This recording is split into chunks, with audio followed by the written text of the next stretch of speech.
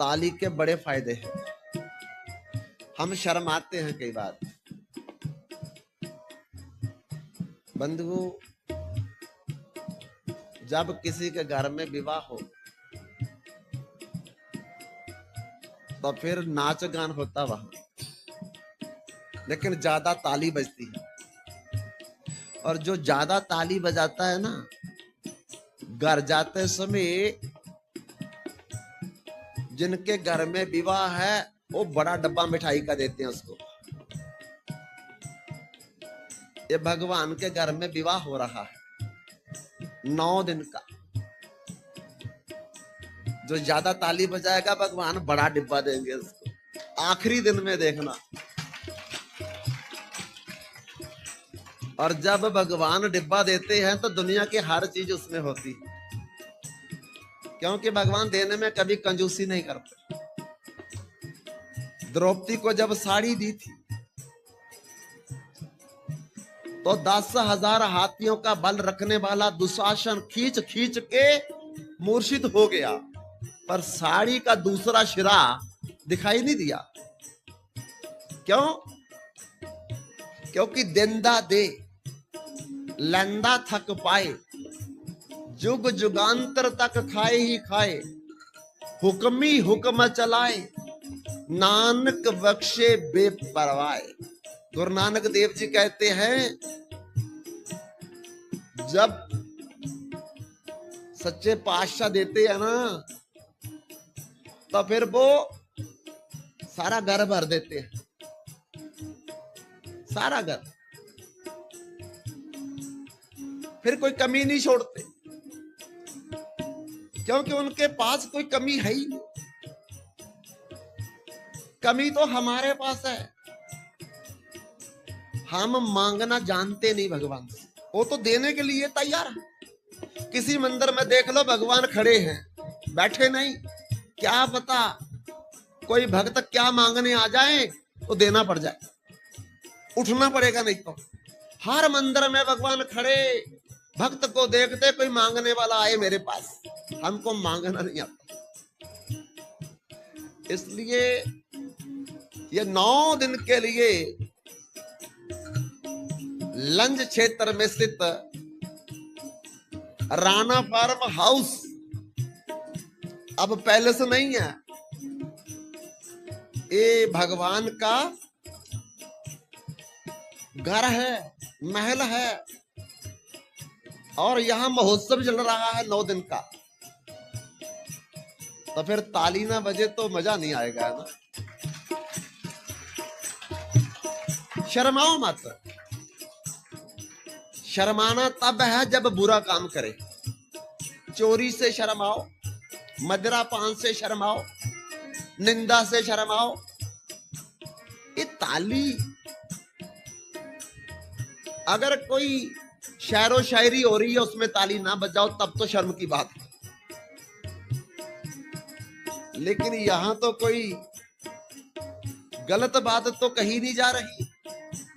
भगवान का कथा कीर्तन हो रहा है और फिर बदले में उसको उतना ज्यादा मिलेगा जितना बढ़िया ताली बजाएगा। नंबर 2, हमारे अंदर जन्म जन्मांतर के गंदे संस्कार है। अनंत जन्मों के हमारे हृदय में गंदे संस्कार हैं, और वो गंदे संस्कारों को बाहर निकालने के लिए जैसे बगीचे में पक्षी फल खाने आ जाएं तो क्या बजाता है रखवाला? ताली, जोर जोर से ताली बजाता है। और ताली की आवाज सुन करके वो फल खराब करने वाले पक्षी उड़ जाते हैं। ऐसे ही हमारे अच्छे संस्कारों को खराब करने वाले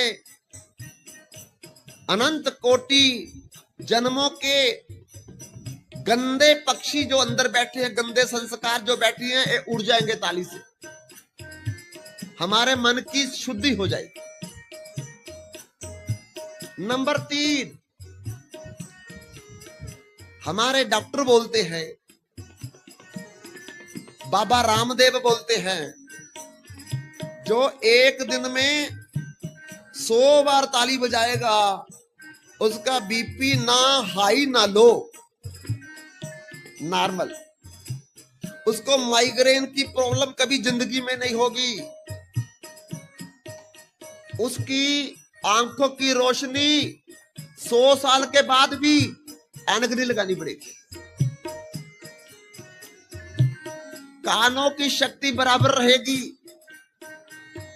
उसके दांत 100 साल के बाद भी बत्ती रहेंगे, एक नहीं टूटेगा। और सर्वाइकल पेन उसको कभी हो नहीं सकती, कुब कभी पड़ नहीं सकता। क्यों? क्योंकि पूरे शरीर के अंगों का कंट्रोल के बटन हमारे हाथ में है, हमारे हाथ में है।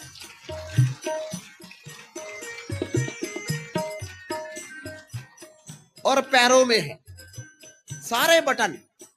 जैसे कूलर इधर चल रहा है तो बटन कहीं और है। अगर बटन ना दबाया तो कूलर नहीं चलेगा।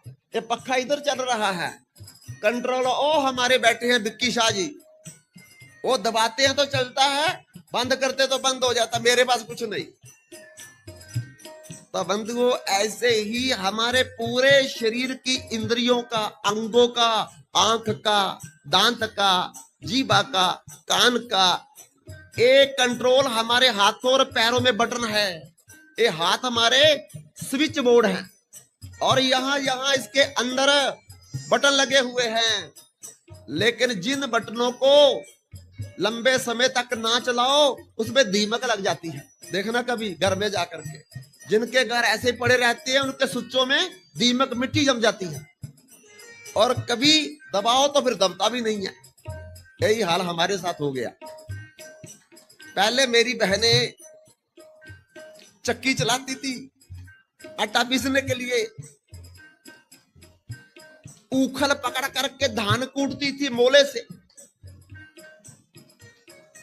घर में 40-50 लोग होते थे, कपड़े कूल में जाकर के धोने, नदी में जाकर के मार मार के धोने। ये मार्बल, करेजी, चिप्स, ग्रेनाइट कुछ नहीं था।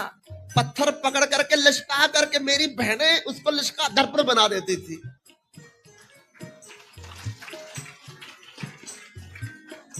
दीवारों पे गोबर लेप करती थी। अब कहां गया सब कुछ? सब मशीनें ले गई।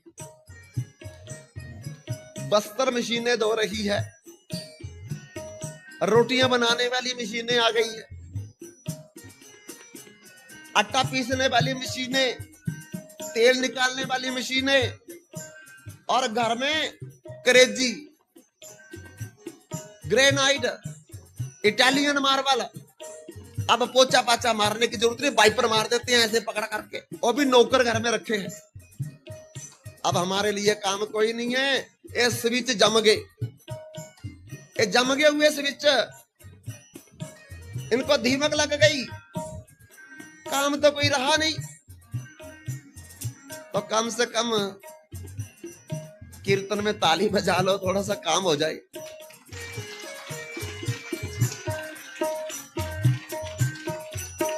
इसलिए बंधुओं,